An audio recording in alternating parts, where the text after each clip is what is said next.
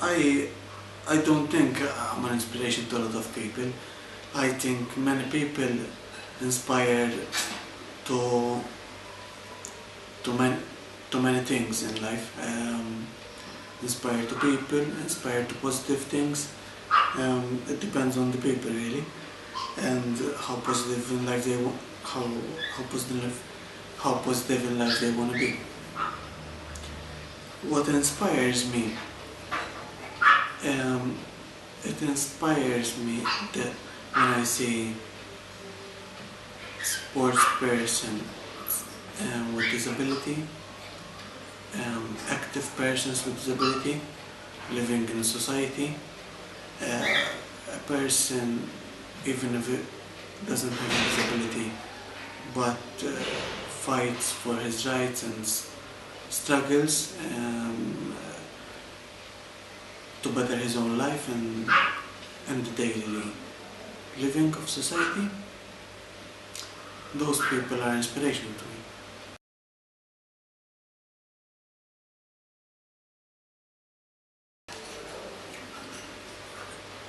My motivation when I got my accent was very much down, but I'm sort of a hyperactive person, and it didn't took me a lot of time to fit in back with my friends. Hopefully many of my friends at that time were there to include me again in their group, so to speak.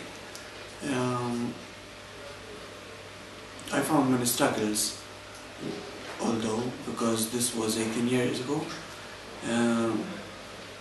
so services and accessibility weren't like the way they are today in Malta. Still, there is much to work on, but they were far off. It helped me though, because I'm rebellious inside, so it helped me to fight against all these things, and I found that the more I fight and the more I achieved my goals, it gives me more power to persuade other persons to join the cause that perhaps many of us were dormant at the time.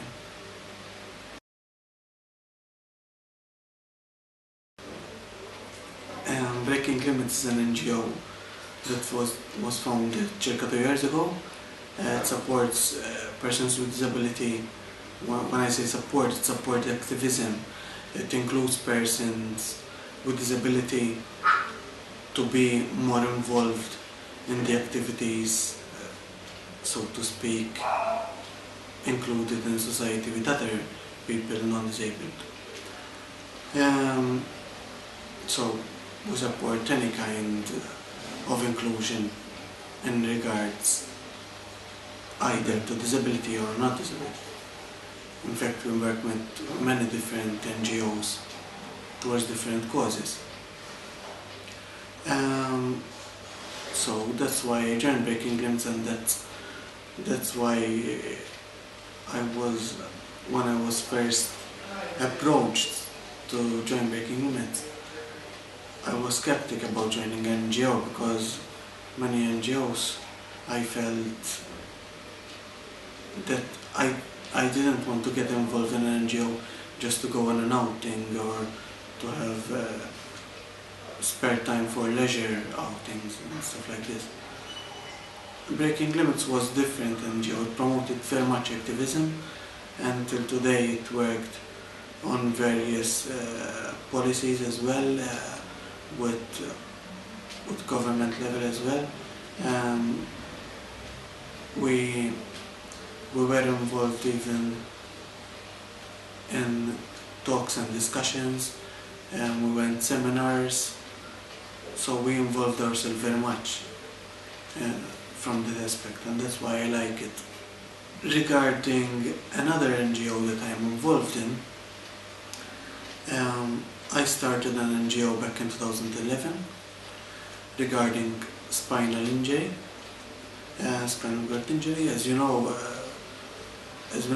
many accidents happen in summer due that Malta is an island and with many cliffs and many diving accidents.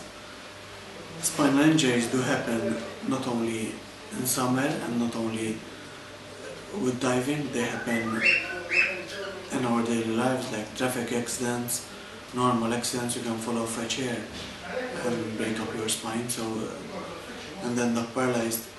Unfortunately, awareness in regards to spinal injuries is not very much spread within our communities and in our medical hospitals and medical institutions. Therefore, services in regards to spinal injuries lack very much or are very much catered for with what we have. That is good because we try to, us Maltese, we struggle, we always catered for to do things, we always tried to get involved and do things, but certain times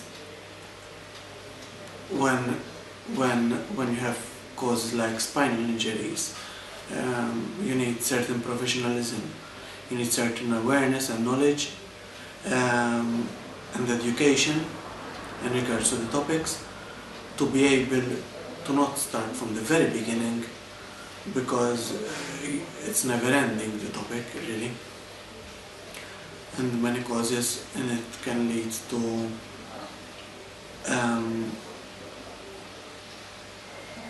serious problems like causes of death and lack of inclusion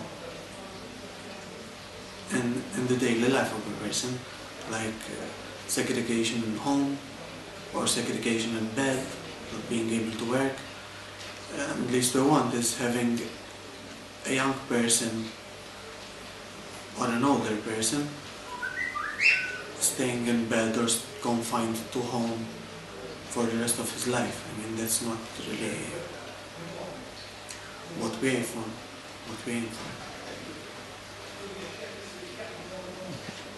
Well, I kind of understand many people.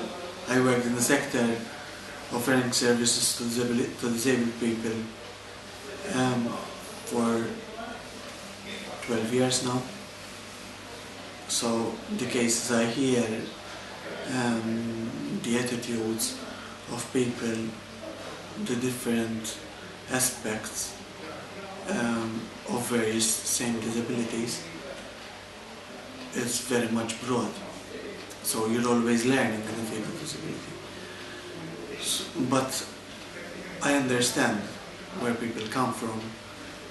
I understand their struggles. Although we lack much services, we are Malta's always renewing services from the early days, although much work has been done in the field of disability. But this has been done from people that pulled the same rope towards the goals. So I want to say to persons out there that maybe struggle in life and want to give up, and they feel like always knocking doors and nobody opens, to never give up and always try, not one time, not 100 times, try an infinite times until you crack the door wide open and someone listens. But get your message across there, because even your opinions are valuable to the sector, and don't think that you are unheard.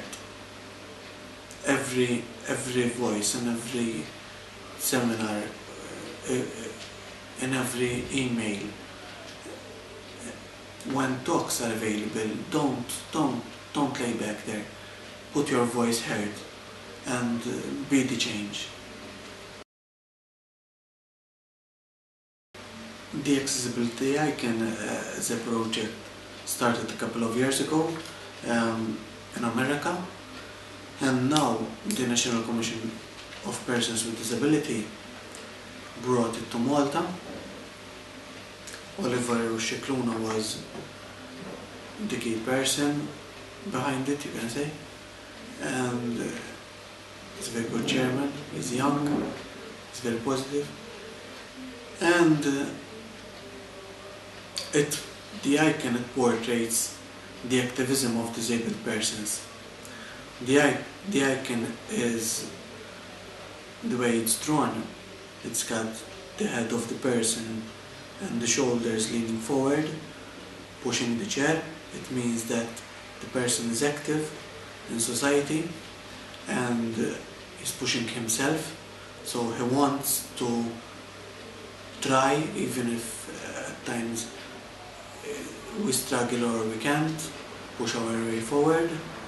So it promotes the person in a positive way to live in society, included. And that's very much what projects, what activists are fighting for in Malta. And I salute my friends from Breaking Limits, because they are also the key. We pull the same rope towards our goals. As I said, I work in the services for disabilities for 12 years now, and I can say that I really hate abuse. I hate abuse. We are talking in regards to disability. In Malta, we abuse many systems, but when disability is involved, that person that abuses the system is really taking off many things that other disabled persons with much need for those services are taking their benefits or their privilege. To mention one, we see that in parking spaces the abuse is so much. To cards, people applying for benefits, even if it's a couple of euros. Maybe, I'm not talking about the genuine cases, because the genuine cases are